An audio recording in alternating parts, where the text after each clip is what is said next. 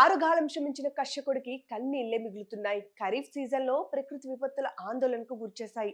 వరుస తుఫాన్లు గండాల నుంచి గట్టెక్కగా చేతికి అంది వచ్చిన ధాన్యం నోటికి అందకుండా పోయాయి. ఆ రైతులను వరుణదేవుడు కరుణించినా అగ్నిదేవుడు మాత్రం కరుణించలేదు.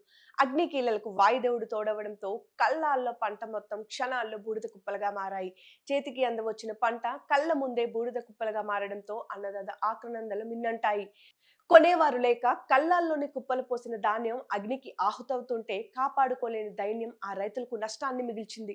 దాదాపు 20 ఎకరాల్లో కుప్పలు పోసిన ధాన్యం అగ్ని ప్రమాదంలో బూడిదైన ఘటన శ్రీకాకుళం జిల్లా మందస మండలం జిల్లుండ గ్రామ పరిధిలో చోటు చేసుకుంది. గుర్తు తెలియని దుండగులు ఒక పొలంలో నిప్పు పెట్టడం, ఆ మంటలకు గాలులు తోడవడంతో క్షణాల్లో మంటల ధాన్యం రాశులకు వ్యాపించాయి.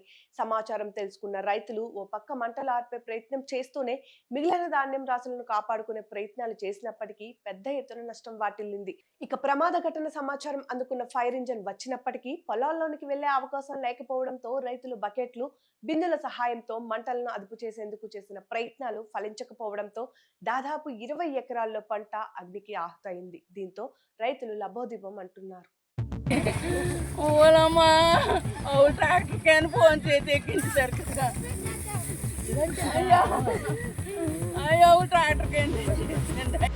కదా అది మోస్తుంది.